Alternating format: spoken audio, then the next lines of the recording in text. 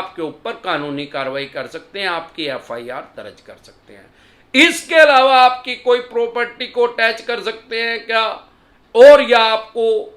Hello साथियों, मैं अमरदीप कादियान, नमस्ते, प्रणाम, सलाम वालेकुम, सत श्री अकाल, जय मसीह की, राम राम जी, जय माता की, जय हिंद, जय भारत, जय ससुराल वालों की। विलफुल डिफॉल्टर के बारे में, अगर आप विलफुल डिफॉल्टर हो गए हैं तो कैसे आपकी प्रॉपर्टी अटैच हो सकती है, आपको बैंक या एनबीएफसी कंपनी सड़क पे बिठा सकता है, आपकी जेल करवा सकता है, किस सिनेरियो में। साथियों, सबसे पहले तो बहुत से कमेंट मेरे पास ऐसे आते हैं कि सर जब हम अपना सिविल चेक करते हैं तो उसमें विलफुल डिफॉल्टर लिखा आता है। अब सवाल यह है, बहुत से आदमी पेटीएम में अपना सिविल चेक करते हैं या अन्य किसी ऐप में अपना सिविल चेक करते हैं, वो बिल्कुल एक्यूरेट नहीं हो पाता। अगर आपको अपना बिल्कुल एक्यूरेट सिविल चेक करना है तो www.civil.com www.civil.com इस पे अपना सिविल चेक करें। यहां पे एकदम एक्यूरेट आज की तारीख का आपको सिविल अपडेट होगा बिल्कुल। अब सवाल ये आता है, अगर आपने वहां पे भी वो चेक कर लिया और उसमें विलफुल डिफॉल्टर लिखा आ रहा है तो किस सिनेरियो में कोई भी बैंक या एनबीएफसी कंपनी विलफुल डिफॉल्टर आपको लिख सकता है। सबसे पहले तो विलफुल डिफॉल्टर का मतलब क्या है, इसकी डेफिनेशन क्या है, इसकी परिभाषा क्या है। इसका मतलब है सामान्य बोलचाल की भाषा में कि ये आदमी जानबूझकर हमारा पैसा नहीं दे रहा, मतलब इसकी इंटेंशन ही रॉन्ग है कि भाई मैं बैंक या एनबीएफसी कंपनी के साथ ठगी कर दूं तो ये मेरा क्या कर लेंगे, ये मतलब है इसका। साथियों, किस सिनेरियो में कोई भी बैंक या एनबीएफसी कंपनी विलफुल डिफॉल्टर आपके ऊपर लगा सकता है। जैसे फॉर एग्जांपल, आपने किसी फैक्ट्री, कारखाने या मकान, दुकान बनाने के लिए लोन लिया और आपने जितना वो लोन लिया आपने सारा वो वहां पे लगाया नहीं, आपने वहां पे 50% लगा दिया, 60% पैसा लगा दिया। ये मैटर नहीं करता कि आपने 20 लाख का लोन लिया, 20 करोड़ का लिया या 200 करोड़ का लिया, आपने 30, 40, 50% पैसा उसमें लगाया ही नहीं उस काम में, और वो पैसा निकाल के और किसी काम में लगा दिया, कोई प्रॉपर्टी खरीद ली या और कोई अन्य कार्य खरीद लिया या शेयर बाजार में लगा दिया। भाई रातों रात अमीर बन जाएंगे, जल्दी पैसे बन जाएंगे, किसी वजह से उसमें घाटा हो गया या फायदा हो गया। बैंक या एनबीएफसी कंपनी को अगर ये बात पता लगी तो आपको विलफुल डिफॉल्टर की श्रेणी में डाल सकते हैं। दूसरा सिनेरियो में, भाई आपके पास ईएमआई देने के पैसे हैं, भाई जिस बैंक से आपने लोन लिया है, किसी भी तरह का personal loan, business loan, education loan, unsecure loan, secure loan, किसी भी तरह का, और उसी बैंक में आपका सेविंग या करंट अकाउंट है और आप उनकी ईएमआई पे नहीं कर रहे या आपने उसको ईसीएस को स्टॉप करवा दिया, तो उस बैंक और एनबीएफसी कंपनी को तो पता है ना, एनबीएफसी में तो आज तक कभी खुलने शुरू नहीं हुए, सो बैंक को तो पता है ना कि आपके पैसे इस करंट अकाउंट या सेविंग अकाउंट में कितने पड़े हैं, तो भी आप विलफुल डिफॉल्टर की श्रेणी में आ सकते हैं। भाई ये आदमी जानबूझ के पैसा नहीं दे रहा, आपने किसी के देने ईएमआई 10,000 है, 50,000 रुपये आपके पड़े, उसमें 50 लाख रुपए हैं, तो भी आप विलफुल डिफॉल्टर की श्रेणी में आ सकते हैं। या आपने जिस बिजनेस करने के लिए पैसा लिया, भाई जो आपने कोई बिजनेस लोन लिया, तो कोई भी बैंक या एनबीएफसी कंपनी आपसे पूछती है कि आप क्या बिजनेस करोगे, क्या व्यापार करोगे, किस काम के लिए आपको पैसा चाहिए।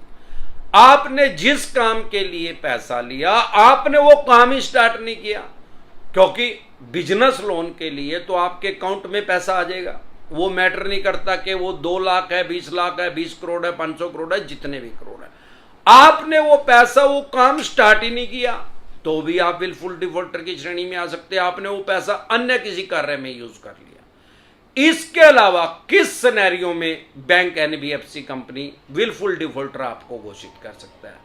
आप ऑडी Q7 टॉप मॉडल में घूम रहे हैं, वो गाड़ी भी आपके नाम ही है और आपने किसी बैंक एनबीएफसी कंपनी के 2 लाख रुपए देने हैं, 2 लाख आप दे नहीं रहे हो, 70 लाख रुपए की गाड़ी में आप घूम रहे हो, तो भी आप विलफुल डिफॉल्टर की श्रेणी में आ सकते हो।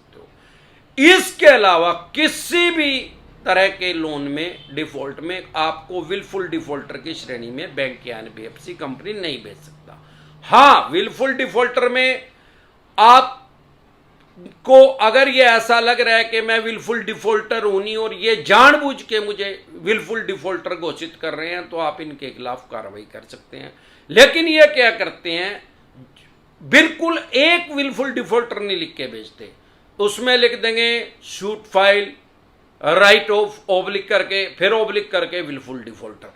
अगर ये आपको विलफुल डिफॉल्टर, इस सिनेरियो में आपको विलफुल डिफॉल्टर घोषित कर सकते हैं, आपके खिलाफ एफआईआर भी दर्ज कर सकते हैं, पर्चा भी आपका दर्ज करवा सकते हैं, ऑनलाइन एफआईआर आपके खिलाफ हो सकती है। इस सिनेरियो में लोन लेना क्राइम की श्रेणी में नहीं है, लोन डिफॉल्ट होना भी क्राइम की श्रेणी में नहीं है। लेकिन अगर आपने कोई ऐसा कार्य किया जो मैंने अभी बताया, तो ये विलफुल डिफॉल्टर की श्रेणी में अगर आ जाएगा, तो इसको बोलते हैं कानून की भाषा में अमानत में खयानत।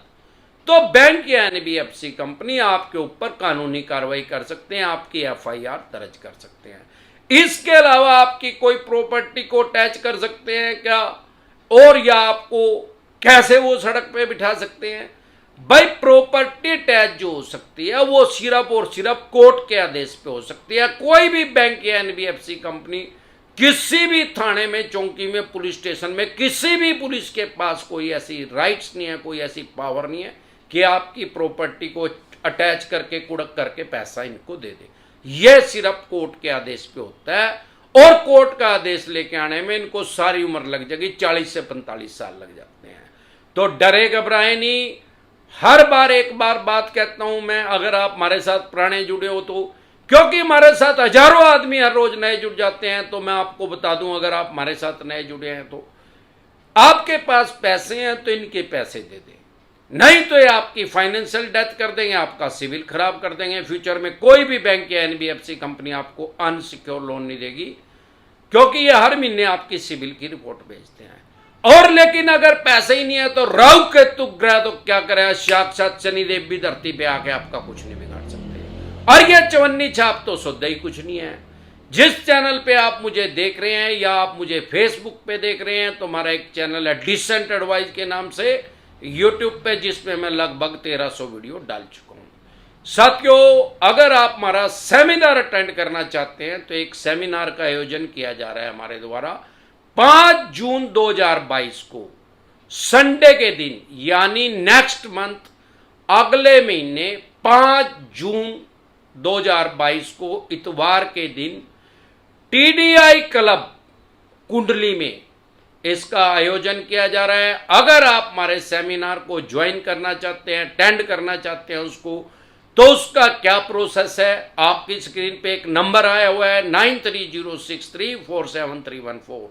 इस नंबर को सेव करके आपको पता लग जाएगा। आप व्हाट्सएप मैसेज करें तो आपको तुरंत प्रभाव से रिप्लाई आएगा, कि आपको पता लग जाएगा कि कैसे आप हमारे सेमिनार को अटेंड कर सकते हैं, या हमारे साथ टेलीफोनिकली जुड़ सकते हैं, या पर्सनल मीटिंग कर सकते हैं। फिर आपका लोन 2 करोड़ का है, 5 का है, 25 का है, 50 का है, जितने भी करोड़ का आपका लोन है, कैसे भी आपके पास नोटिस आए हुए हैं, सरफेसी एक्ट 2002 के तहत आ रहा है, 13(4) का आ रहा है, 13(2) का आ रहा है, 13(4) का आ रहा है, सिंबॉलिक पोजेशन का आ रहा है, फिजिकल पोजेशन का आ रहा है, या अन्य किसी तरह का आपके पास नोटिस आ रहा है, या डीएम साहब का नोटिस आ रहा है, डीसी साहब का आपके पास नोटिस आ रहा है, कब्जा लेने का आपके पास नोटिस आ गया है, तो भी आपके राइट्स और आपके अधिकार जो है वो खत्म नहीं हो जाते।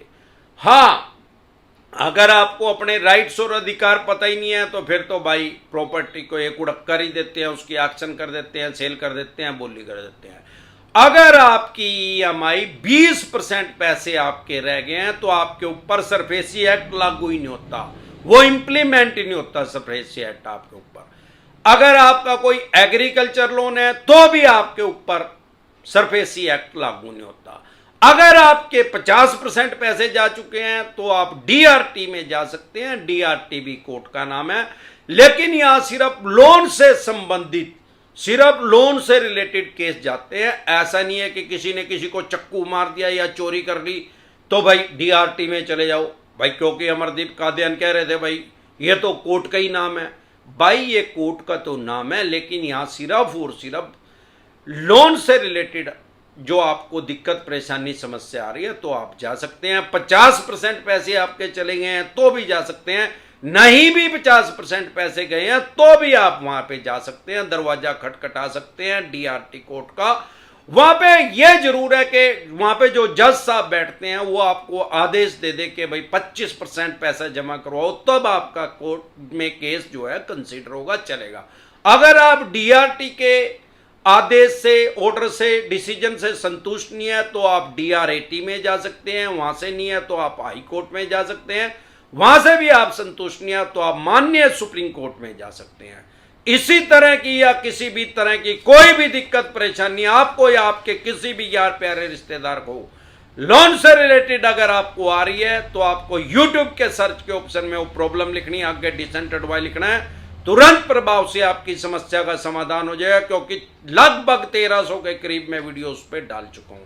इसके अलावा अगर आप हमारा सेमिनार अटेंड करना चाहते हैं जो कि नेक्स्ट मंथ 5 जून 2022 को संडे के दिन, अगले महीने 5 जून इतवार के दिन टीडीआई क्लब कुंडली में हो रहा है, जो कि कुंडली जो है वो बॉर्डर है दिल्ली का और हरियाणा का।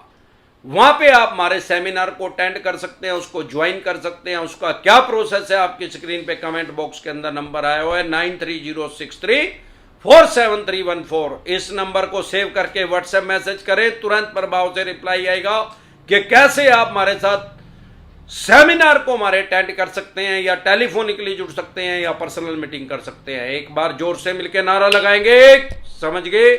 जय ससुराल वालों की।